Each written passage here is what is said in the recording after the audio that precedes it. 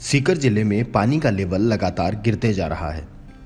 पहले जहां 200 फीट की गहराई में पानी मिल जाता था, वही अब 1200 फीट की गहराई तक पहुंच गया है, जिससे पीने का पानी और खेती के लिए पानी की समस्या बनी हुई है। सीकर में भूजल में अत्यधिक फ्लोराइड की मात्रा और पानी में खारापन अधिक होने के कारण फ्लोरोसिस होता है, जो दांतों और हड्डियों को प्रभावित करता है।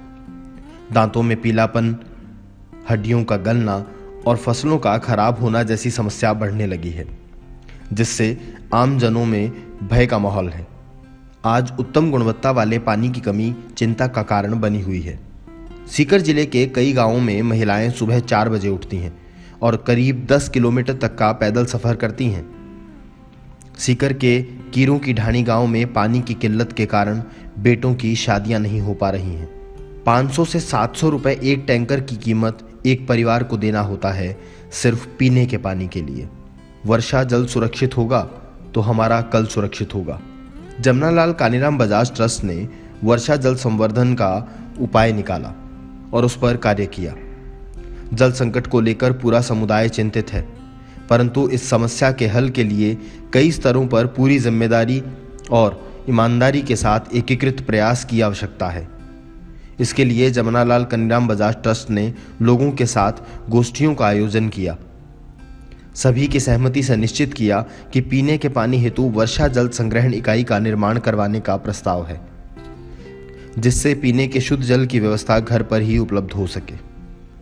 रहीमन पानी राखिए बिन पानी सब सून, पानी गए न उबरे मोती मानस चून। छत वर्षा जल संचयन संरचना कर वर्षा जल का संचय करके इसका समुचित प्रबंध किया। निसंदेह वर्षा जल एक अनमोल प्राकृतिक उपहार है, जो प्रतिवर्ष हमें बिना किसी भेदभाव के मिलता रहता है, परंतु समुचित प्रबंध के अभाव में वर्षा जल व्यर्थ में बहता हुआ नालों में मिल जाता है। अतः वर्तमान जल संकट को दूर करने के लिए वर्षा जल संचय ही एकमात्र विकल्प है। बजाज ट्रस्ट के अधिकारी और कार्यकर्ता इस तकनीक को अनिवार्यतः लागू करने के लिए जन जागरण को प्रोत्साहन देते हैं। ये अत्यंत आसान तकनीक है। इसके अंतर्गत वर्षा जल को व्यर्थ बहने से रोककर इसे नालियों, पाइपों, लाइनों के माध्यम से इस प्रकार संग्रहित किया जाता है ताकि इसका उपयोग फिर से किया जा सके।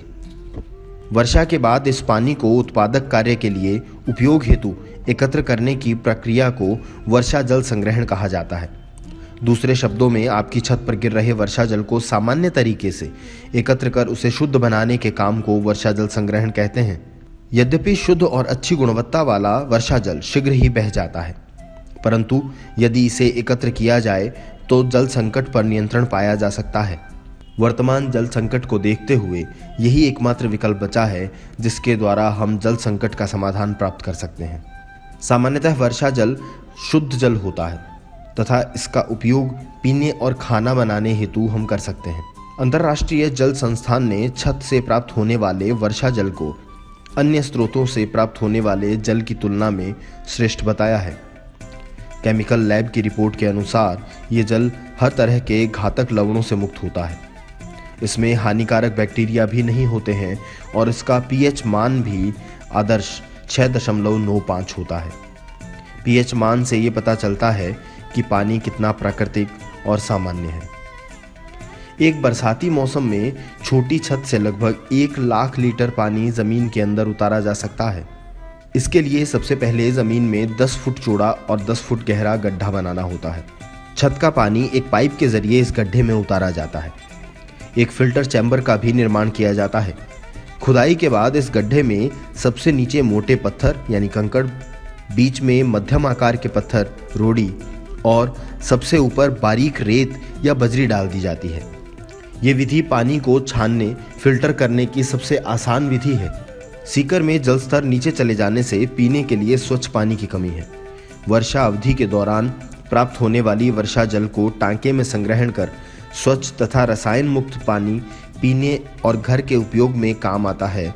इस संरचना यानी कि टांका की क्षमता 15,000 लीटर की होती है, जिससे एक परिवार करीब 6 महीने उपयोग में ले सकता है। सीकर के अधिकतम गांवों में 90% परिवार टैंकर के पानी पर निर्भर रहते हैं। पानी की गुणवत्ता में वृद्धि जैसी उचित टीडीएस और फ्लोराइड की मात्रा वर्षा जल में पाई जाती है। बड़ी बचत, कम रखरखाव, अत्यधिक टिकाऊ, पर्यावरण के अनुकूल संरचना, महिलाओं और बच्चों को पानी इकट्ठा करने में लगने वाले समय की बचत, ऐसे कई उदाहरण हैं जिनके चलते वर्षा जल संग्रहण संरचना का लाभ मिलता है।